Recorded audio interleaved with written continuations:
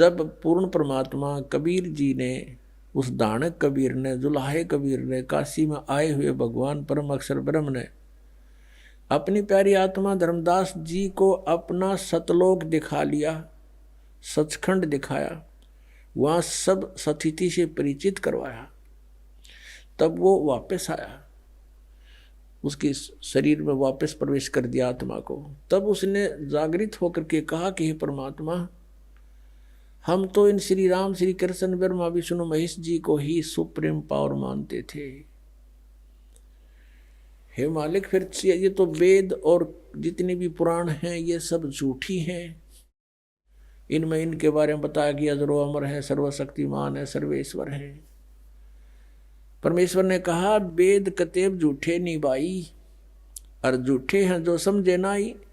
झूठे तो वो हैं जो इनको समझ नहीं सके, वेद पढ़ने पर भेद न जाने, बाँचे पुराण 18, और फिर भी वेद पढ़े और उसका समझ नहीं सकते, इस करके अज्ञान साधनाएं शुरू करवा रखी हैं। और जड़ को अंधा पत्ते खुआवे, भूल गया सृजनहारा। भगवान पर तुलसी के पत्ते चढ़ावे, फल फूल चढ़ावे मूर्ति के ऊपर, कहते हो सृजनहार को भूल गए तुम। तो इन वेदों में परमेश्वर की महिमा है, ये भी धीरे धीरे आपके समक्ष यथार्थ अनुवाद आएगा। पहले तो आप जी को ये जो ना दृढ़ करना चाहता है ये दास, कि आप जी ये समझें कि जो भी दास बोल रहा है वो सारी सच्ची है। उसके बाद ये दास इन वेदों का जितना आवश्यक है उनका अनुवाद करेगा। और पहले आपको इसलिए इन्हीं के अनुवादित वो दिखाए जा रहे हैं मंत्रों के अनुवाद, के ताकि कोई आपको भ्रमित ना कर दे कि न्यू कह कि रामपाल ने संस्कृत ना आती।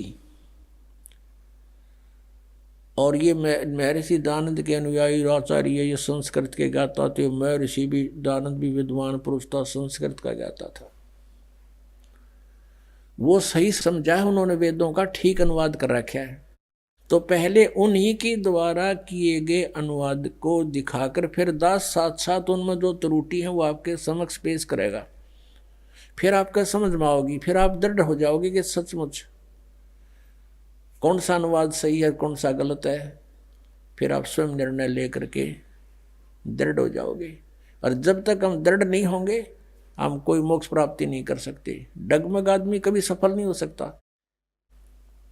आप आगे जाकर के मान लीजिए दो रास्ते हो जाते हैं, कहीं आप अकेले जा रहे हो, या तो आपके साथ गाइड हो, कोई व्यक्ति जानकार हो, या फिर आपके पास मैप हो, उस मैप पर आप देख कर चल सकते हो कि ये रास्ता नहीं ये है, और मैप के बारे में आप दृढ़ हो कि सचमुच इसमें जो लिखा फाइनल है। तो ये हमारे सदग्रंथ हमारे मैप हैं। ये मैप आपको मानचित्र दिखाया जा रहा है कि आप जिस रास्ते जा रहे हो ये रास्ता आपका है, ये नहीं है। और आप दृढ़ हो जाओगे सचमुच ये, फिर आप डगमग नहीं हो सकते। अगर आपके पास मैप नहीं है, आप चल पड़े, आगे दो रास्ते हो जाते हैं, वहीं पर आप असमंजस में पड़ जाओगे, आंख मीच करते चल पड़ो किसी साइड में, वो दूसरी बात है। तो ऐसे इन सदग्रंथों का आपके रूबरू कराना ये दास अनिवार्य समझता है। अब बताया कि वेद मेरा भेद है और मैं ना वेदन के माही, जौन वेद से मैं मिलूं ये वेद जानते नहीं।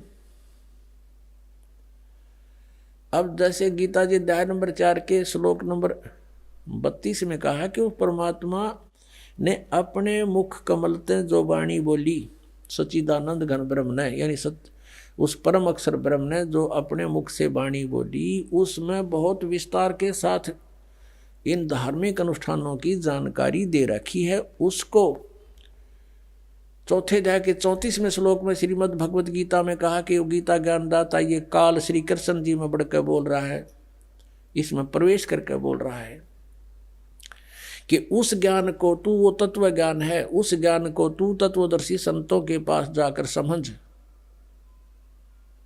उनको दंडवत प्रणाम करने से, कपट छोड़कर उनकी सेवा प्रसन्न करने से, सरलता पूर्वक प्रसन्न करने से वो तत्वदर्शी संत तुझे परमात्म तत्व का ज्ञान कराएंगे जिसको गीता ज्ञान दाता भी नहीं जानता। वो तत्व ज्ञान है जो सच्चिदानंद घन ब्रह्म की वाणी में है और सच्चिदानंद घन ब्रह्म के मुख से निकली है।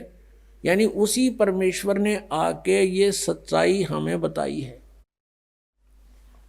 कि तुम कौन हो, तुम कहाँ से आए हो, कौन परमात्मा है, तुम साधना क्या करते हो। तो वो परमात्मा की महिमा जैसे आपने ऋग्वेद मंडल नंबर 10 सूक्त 49 में प्रथम मंत्र में आपने पढ़ा कि वो वेद जो परमात्मा कहता है पूर्ण ब्रह्म के इस वेद का इस ब्रह्म की उत्पत्ति मैंने की। और ब्रह्म ने फिर आगे मेरी महिमा, क्योंकि ब्रह्म के अंदर परमात्मा ने 4-5 वेद फीड कर दिए थे, जैसे एक मोबाइल से दूसरे मोबाइल में ट्रांसफर कर दी जाती है पूरा का पूरा मैटर, फिल्म की फिल्म पूरी। ऐसे परमात्मा ने 500 वेद इसके अंतःकरण में फैक्स कर दिए थे वहां से। और फिर जैसे समय आने पर अपने आप मालिक के नियमानुसार इसके अंदर से श्वासों के माध्यम से वो सारे बाहर आगे प्रकट हो गए। अब अगर आज से 50 वर्ष 20 वर्ष 40 वर्ष पहले ये दास ये बताता कि परमात्मा ने इसके कंप्यूटर में इसके काल के अंतःकरण में वो 4 वेद भेज दिए और फिर समय आने पर उसको आदेश अनुसार प्रक्रिया मालिक ने ऐसी की कि उसके श्वासों से आप निकले बाहर, तो ना दच्चो या बात आज सारा यकीन होगा, विश्वास होगा आपको। क्योंकि आजकल आप जो टेक्निक देख रहे हो कहाँ से कहाँ डाउनलोड कर लेते हैं, और एक छोटी सी चिप होती है इतनी, और उसके अंदर कितना मैटर भरा होता है, उसको कहीं भी फिट कर दी जा, जिसमें वह डाल दिए, फिर उसे कितना डाउनलोड कर लो, पूरे पृष्ठ के पृष्ठ इतना बड़ा पुलंदा भर लो। तो ऐसा हुआ था। तो इसने जब देखा कि डाउनलोड इसने किया बाहर अपने कंप्यूटर से अंतःकरण से, तो पढ़ा के पर जो 5वां वेद था सूक्ष्म वेद, उसमें तो सारी ये जानकारी है। वे ऑफ वर्शिप भी इसने एक नहीं देखा, आप बताओ, उसको नष्ट कर दिया, छुपा दिया। और ये 4 थे जो जिसमें महिमा तो थी भगवान की, इनको खत्म नहीं कर सका ये। इसमें भी महिमा है लेकिन वे ऑफ वर्शिप नहीं है। और इस वेद को समझना यहाँ के प्राणियों के बस की बात नहीं, चाहे ब्रह्मा जी हो, चाहे विष्णु, चाहे शिव जी, ये भी वेदों को नहीं समझ सके। ये तो वो परमात्मा स्वयं आता है, फिर स्वयं ही अपने द्वारा लिखी हुई उन ग्रंथों को स्वयं ही ठीक ठीक समझाता है। अब जैसे वेदों का जो निर्णायक ज्ञान परमात्मा ने अपनी सच्चिदानंद घन ब्रह्म की वाणी कबीर वाणी में बोला, अब उस वाणी से परिचित होने के बाद हमने वेदों को खोला और वेद बिल्कुल साफ हो गए। क्योंकि ये आध्यात्मिक ज्ञान है, इसको संस्कृत भाषा के जानने वाले नहीं खोल सकते, इसका अनुवाद नहीं कर सकते। जैसे किसी ने हिंदी सीख ली, फॉरेनर ने, अच्छा हिंदी में चाहे कुछ भी बन जा और शास्त्री बन गया, और उसने रामायण का ज्ञान नहीं, रामायण की स्टोरी का ज्ञान नहीं, और उसको कोई कहे कि ले आप इन तुलसीदास कृत चौपाइयों का अनुवाद कर दो, अड़ंगा करेगा वो, बेसिक विद्वान बना हुआ है। तो ऐसे ही इन विद्वानों ने, संस्कृत भाषा के विद्वानों ने, विद्वान तो होता जो सर्वज्ञ हो, सर्वज्ञ केवल कबीर परमेश्वर है, और सब भाषाओं का, सब अध्यात्म ज्ञान से सबका जानकार था वो, और उनको अविद्वान कहते थे, ये नकली विद्वान। अब संस्कृत भाषा के जानने से विद्वान नहीं होता, एक भाषा के जान लेने से विद्वान नहीं होता, उसका ठीक है, उसको वो भाषा आती है, उसका मास्टर है, बस। अब तत्व ज्ञान को नहीं समझ सके, जिस कारण से उन्होंने इनके अर्थों का अनर्थ कर दिया। अब वो परमात्मा स्वयं वहां से चलकर आते हैं, अपने द्वारा रची हुई सृष्टि को वही ठीक ठीक बताते हैं, और यथार्थ ज्ञान वही आकर देते हैं, वो ज्ञान समझाते हैं, मनुष्य की तरह चलकर आते हैं। अपनात्मा इस काल भगवान ने इन अज्ञानी ऋषि महर्षियों मंडलेश्वरों गुरुओं ब्राह्मणों द्वारा, ब्राह्मण कार से या कोई जाति से नहीं है, ये समझना चाहिए, क्योंकि हम वेदिक हर ज्ञान सुनते नहीं। ब्राह्मण का अर्थ जो गुरु पद पर होता है वो ब्राह्मण है, यानी जो ज्ञान देता है परमात्मा के बारे में, जिसको जानकार मानते हैं। ब्राह्मण सोए जो ब्रह्म पहचाने, ब्राह्मण उसको कहते हैं जिसने भगवान को जान लिया है। लेकिन वो ना जान रहे थे, ब्राह्मण को वहाँ थे, ऋषि महर्षि थे नहीं, महर्षि को वहाँ थे। आज उनको महर्षि कहना पड़ता है, लेकिन वो महर्षि के योग नहीं है। उनको ब्राह्मण कहना पड़ता है, लेकिन ब्राह्मण के योग नहीं थे। जैसे मेरे गुरुदेव थे, वो ब्राह्मण थे इस जाति के हिसाब से।